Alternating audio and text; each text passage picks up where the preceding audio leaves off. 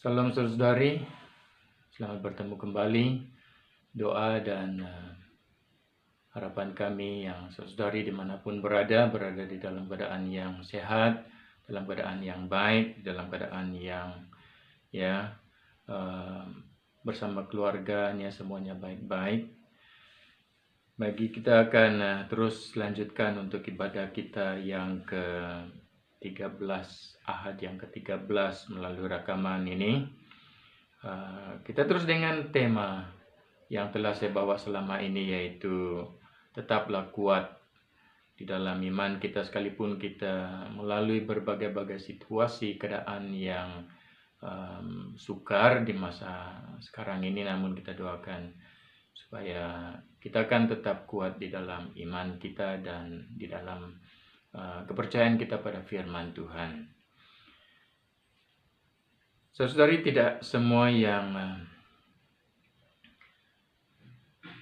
merupakan pertentangan, yang merupakan kesulitan, yang merupakan kesukaran di dalam kehidupan kita, yang merupakan kesedihan, duka cita, penderitaan yang kita hadapi ini adalah merugikan.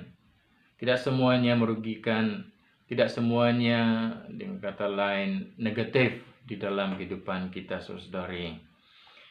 Semua keadaan itu justru harus kita pandang sebagai suatu kesempatan untuk memberitakan karya keselamatan yang dikerjakan oleh Tuhan kita Yesus Kristus. Dan itu sebabnya saya mengatakan bahwa tidak semuanya merupakan masalah pergumulan, kesulitan, kesedihan, duka cita, penderitaan, pertentangan itu negatif untuk kita. Karena kita ada jawaban, ada jalan keluar daripada hal-hal yang merugikan, hal-hal yang yang negatif untuk kita. Mari kita lihat di mana Yesus mengatakan dia membawa pemisahan, dia membawa keadaan yang bagi ramai orang kemudiannya adalah sesuatu yang sukar mereka terima. Lukas pasal yang ke-12 ayat 49 hingga 53. Injil Lukas pasal yang ke-12 ayat 49 hingga 53 mengatakan, Aku datang untuk melemparkan api ke bumi, dan betapakah aku harapkan api itu telah menyala. Aku harus menerima baptisan, dan betapakah susahnya hatiku sebelum hal itu berlangsung. Kamu menyangka bahwa aku datang untuk membawa damai di atas bumi? Bukan.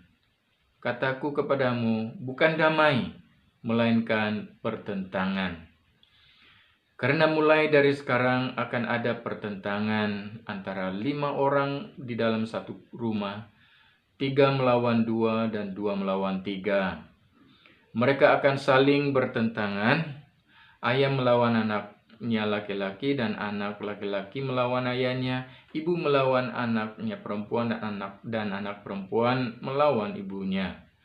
Ibu mertua melawan menantunya perempuan, dan menantu perempuan melawan ibu mertuanya.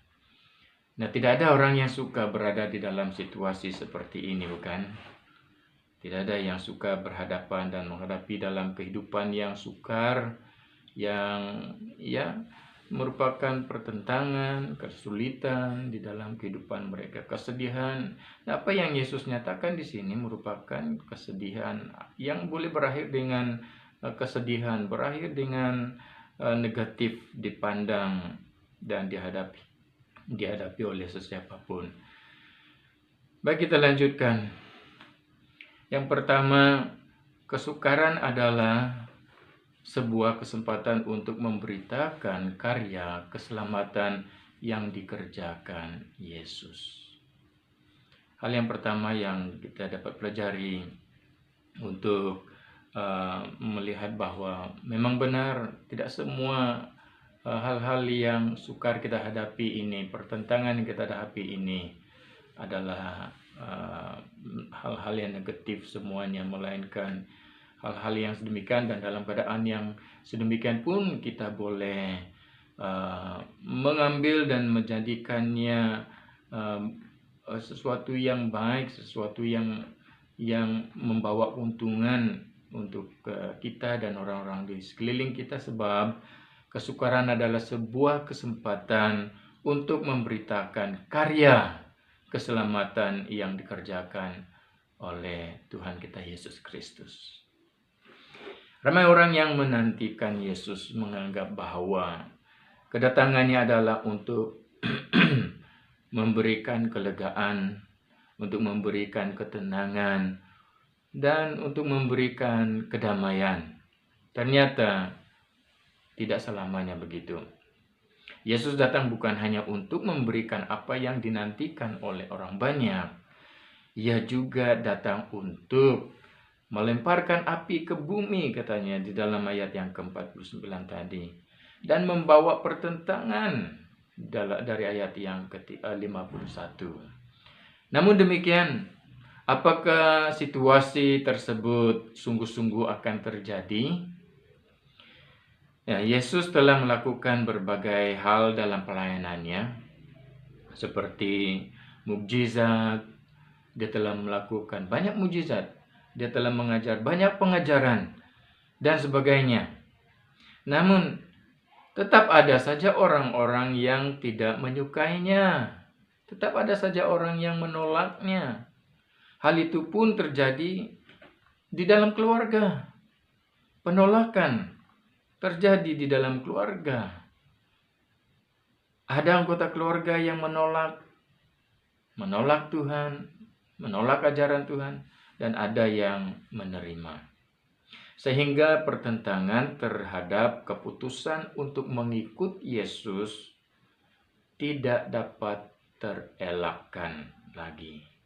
Kita boleh lihat ayat yang ke-52 dan 53 yang menyatakan pertentangan itu akan terjadi, ya, karena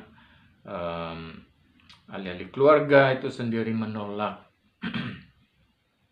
apa yang merupakan ajaran daripada Tuhan untuk kehidupan rohani seseorang dan keluarganya. Nah, pertentangan itu masih terjadi hingga ke hari ini. Sampai sekarang ini kita masih melihat adanya konflik horizontal, yaitu konflik di antara umat Kristen dengan mereka yang bukan Kristen, karena berbeda pemahaman tentang identiti Kristus, identiti Tuhan kita, tentang Allah. Ada pertentangan sehingga adanya konflik horizontal antara orang-orang percaya dengan orang-orang yang tidak mengenal Tuhan.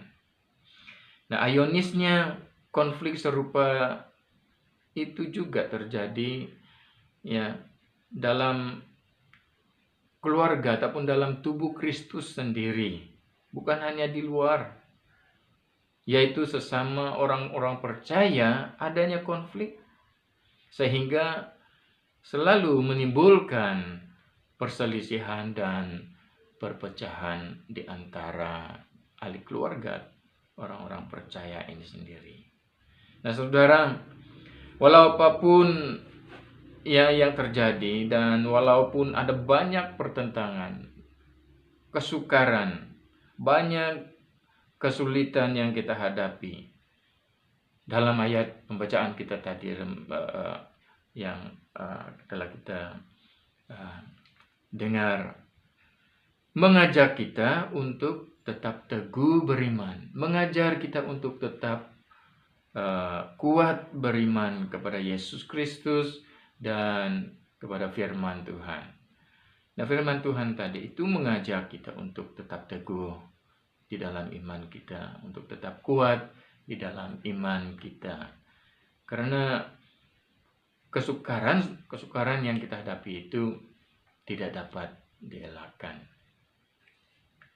Kadang-kadang ia datang dari luar, kadang-kadang suatu pertentangan di dalam, ya, terutamanya di dalam keluarga orang-orang percaya. Nah, tiada orang yang suka pada pertentangan. Tiada orang yang suka pada kesukaran. Tiada orang yang suka hal-hal yang seperti ini, seperti yang kita hadapi pada masa ini juga.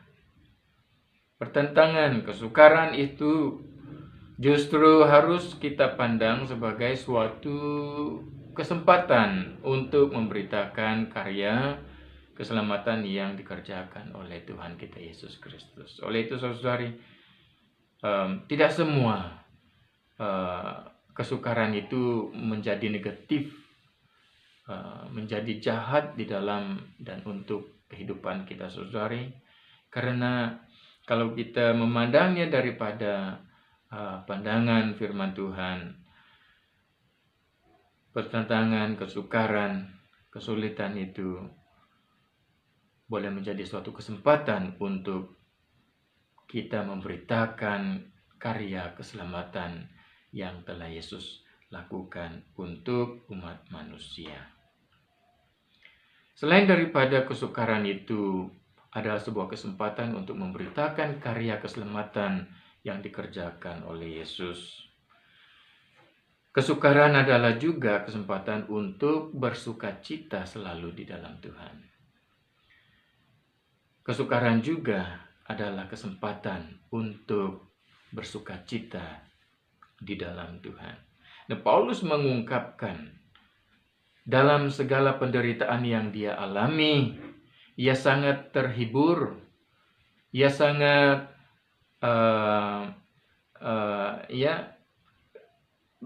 terhibur dan bahkan berlimpah dengan sukacita. Suratnya kepada jemaat di Korintus yang kedua, yaitu 2 Korintus pasal yang ke-7 ayat 4 hingga ayat yang ke-6. 2 Korintus pasal yang ke-7 ayat 4 hingga ayat yang ke-6. Aku sangat berterus terang terhadap kamu, tetapi aku juga sangat memegahkan kamu. Dalam segala penderitaan kami, aku sangat terhibur dan sukacitaku melimpah-limpah. Bahkan ketika kami di Makedonia, kami tidak beroleh ketenangan bagi tubuh kami. Di mana-mana kami mengalami kesusahan, dari luar pertengkaran dan dari dalam ketakutan. Tetapi Allah yang menghiburkan orang yang rendah hati telah menghiburkan kami dengan kedatangan Titus. Saudari boleh membaca seterusnya bagaimana sukacita yang menggantikan duka cita yang dialami oleh Paulus dan orang-orang percaya di Korintus ini dengan bacaan ayat-ayat yang seterusnya. Nah, secara logis tidak ada kaitan antara penderitaan dengan penghiburan. Ya. Apalagi dengan sukacita, tidak ada kaitan. Secara logis tidak ada kaitan penderitaan itu dengan sukacita. Tapi Paulus mendapati bahwa kunci sukacita itu bukan dari aspek lingkungan di sekitar dirinya, melainkan sukacita itu datang, dimiliki, dialaminya karena keeratan hubungannya dengan Tuhan. Nah, perhatikan ini saudara, bahwa sukacita, kunci sukacita yang dialami oleh Paulus itu bukan dari aspek lingkungan dirinya sendiri, bukan dari aspek lingkungan sekitar di sekelilingnya, melainkan sukacita yang dialaminya itu, kunci sukacita yang dialami itu adalah karena hubungannya yang dengan Tuhan adalah hubungan yang erat. Keeratan hubungannya dengan Tuhannya yang memberi dan yang membawa dan menggantikan duka cita itu menjadi sukacita baginya. Sehingga dia berkata bahwa dalam segala penderitaan kami, aku sangat terhibur dan sukacitaku melimpah-limpah. Fakta ini membuat dirinya mampu untuk senantiasa bersukacita, yaitu hubungannya yang erat dengan Tuhan. Nah, Paulus sendiri mendorong orang-orang percaya juga di Kolose ya. Di Kolose untuk memiliki hubungan yang erat dengan Tuhan. Seperti mana halnya yang menjadi fakta dia senantiasa bersukacita. Kepada jemaat di Kolose dia menyatakan bagaimana ia dapat memiliki sukacita terus, sehingga kesukaran yang dia hadapi itu tidak menjadi negatif di dalam hidup Paulus, karena ada sesuatu yang dia miliki, dan dia mengajar, dia mendorong orang-orang percaya di Kolose untuk memiliki hubungan yang erat dengan Tuhan, seperti mana yang menjadi fakta dia senantiasa bersukacita. Lihat daripada Kolose pasal yang kedua ayat yang ke-6 dan ke-7. Kolose pasal yang 2 ayat 6 dan 7, dia berkata, "Kamu telah menerima Kristus Yesus Tuhan kita. Karena itu hendaklah hidupmu tetap di dalam Dia. Hendaklah kamu berakar di dalam Dia dan dibangun di atas Dia. Hendaklah kamu bertambah teguh dalam iman yang telah diajarkan kepadamu, dan hendaklah hatimu melimpah dengan syukur." Nah, saudara-saudari, di sini Paulus memberi suatu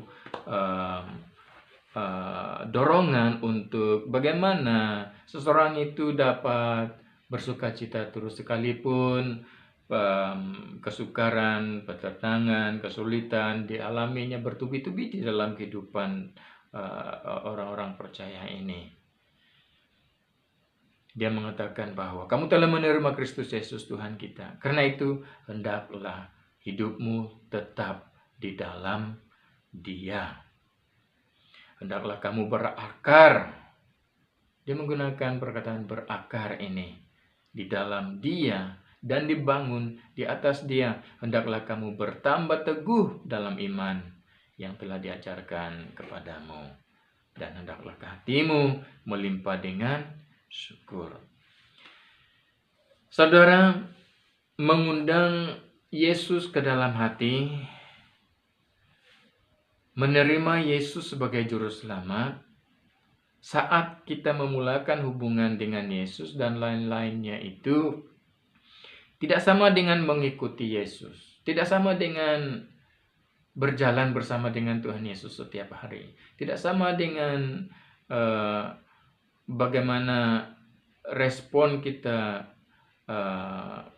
ketika kita berhadapan dengan situasi yang sukar, ketika kita berhadapan dengan pertentangan. Karena menerima Yesus, saat kita menerima Yesus itu, saat kita mengundang Yesus dalam hati kita itu, hanya langkah pertama dari langkah-langkah dalam hubungan dengannya. Itu hanya langkah pertama dari langkah-langkah yang masih banyak dalam hubungan kita dengan Tuhan. Oleh itu Paulus menggalakkan agar hidup kita ini tetap di dalam Dia. Hidup kita ini berakar di dalam Dia dan dibangun di atas Tuhan kita. Sedih sekali saudari, apabila ada orang yang percaya, ya, yang menerima Yesus sebagai juru selamatnya, tidak berganjak, tidak bergerak maju dari langkah pertamanya itu, yaitu saat dia menerima Tuhan Yesus. Sedih sekali bahwa ada yang hanya melekat pada saat langkah pertama itu, sedangkan itu hanya langkah pertama dari langkah-langkah yang masih banyak di dalam hubungan dengan Tuhan Yesus Kristus. Ada cost-nya yang harus dibayar untuk mengikuti Yesus, untuk percaya kepada Yesus. Cost-nya adalah langkah-langkah seterusnya itu, saudara-saudari. Ya, sedih sekali apabila ada orang yang tidak bergerak, tidak berganjak dari langkah pertamanya itu. Mereka menerima pengampunannya, ya, mereka menerima pengampunan Tuhan Yesus. Mereka menikmati saat itu bersama dengan Tuhan Yesus. Oh ya, mereka mengalami suatu pengalaman yang baru di dalam Tuhan. Tetapi kemudian mereka mengetepikan langkah seterusnya itu. Mereka mengetepikan langkah-langkah yang sepatutnya mereka ambil, yang harus mereka terima, yang harus mereka jalani. Mungkin mereka berpikir bahwa menerima Yesus Kristus sebagai juru selamat, membuka hatiku untuk Yesus Kristus masuk dalam hidupku adalah cukup. Mungkin mereka berpikir bahwa mengikut Yesus itu adalah sama seperti mengikut seseorang di sosial media, ya, di Facebook, di mana-mana, yang bersifat pasif. Saudara seorang pengikut, seseorang yang saudari ingin ikuti sesuatu yang ingin saudara ikuti di Facebook ataupun di mana-mana yang menyediakan kemudahan tersebut, itu adalah pengikut secara pasif sebenarnya, saudari. Karena apa yang diperlukan hanya ketik link itu, ketik pengikut menjadi pengikut atau subscribe, sudah, kita menjadi pengikutnya. Ia bukan satu hubungan pribadi di mana orang itu ada duduk bersama-sama dengan kita, ada di depan kita, sehingga kita dapat bergaul dalam suasana yang erat. Ramai orang yang menjadikan iman mereka di dalam Tuhan, mengikut Tuhan Yesus seperti itu, menjadi pengikut yang pasif. Tuhan tidak mau pengikut yang pasif, saudari. Dia ingin kita menjadi pengikutnya yang aktif, yang terus melangkah dari satu langkah ke langkah yang seterusnya. Firman Tuhan sangat menarik yang menggunakan proses itu, yaitu dari kemuliaan kepada kemuliaan. Nah, saya sering memakai itu dalam firman Tuhan, khotbah kita selama ini. Dari kemuliaan kepada kemuliaan. Nah, ini adalah menjadi pengikut Yesus yang konsisten, saudari. Nah, Paulus mengalami sukacita sekalipun dalam penderitaan, sekalipun dalam penganiayaan, sekalipun dalam menghadapi pertentangan. Dia penuh dengan sukacita, bahkan sukacitanya itu meluap. Apakah sebabnya? Ia adalah karena dia pengikut Yesus yang aktif, bukan yang pasif. Mengikut Yesus ini memerlukan kita aktif, saudara-saudari, secara aktif berhubung dengan Tuhan. Bukan hanya sekali-sekala cek bagaimana hubungan kita dengannya. Bukan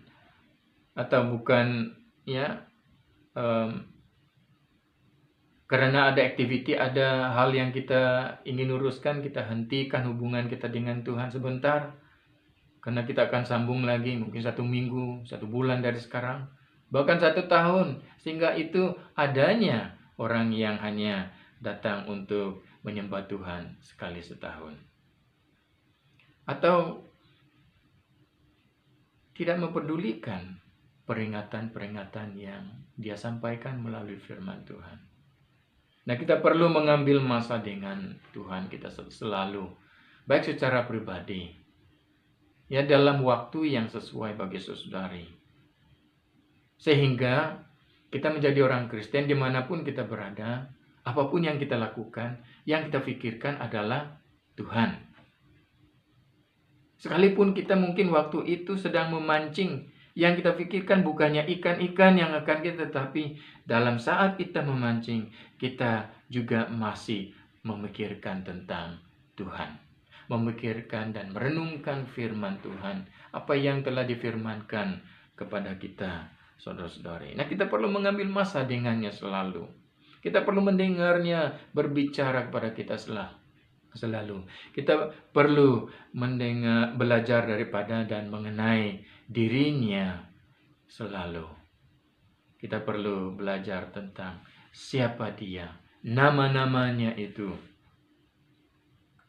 Bukan sekali-sekala, tapi selalu, saudari. Ya, dalam ayat tadi Paulus menulis. Ya, ini saya menurut apa yang saya ingin simpulkan daripada apa yang telah dituliskannya. Seperti mana kamu telah menerima Yesus sebagai Tuhanmu, kamu mesti mengikutinya dengan konsisten. Hendaklah akarmu merambat di dalam Dia, dan biarkan kehidupanmu dibangun di atas Dia. Dengan itu imanmu akan menjadi kuat dan teguh sesuai dengan kebenaran yang telah diajarkan kepadamu. Apakah kita berakar di dalam Dia? Saudara-saudari, apabila kita berakar di dalam Dia, kita akan menjadi kuat dalam iman kita kepada Yesus Kristus dan di dalam firman-Nya. Nah, dengan itu kita dapat bersama dengan Paulus mengatakan, dalam segala penderitaan yang kita alami, kita sangat terhibur dan berlimpah dengan sukacita, karena ia adalah sebuah kesempatan. Keadaan-keadaan yang sukar itu, penderitaan itu, adalah sebuah kesempatan untuk memberitakan karya keselamatan yang dikerjakan oleh Tuhan kita, Yesus Kristus. Bagaimana saudari melihat situasi kita pada hari ini? Kita sudah berada di dalam keadaan yang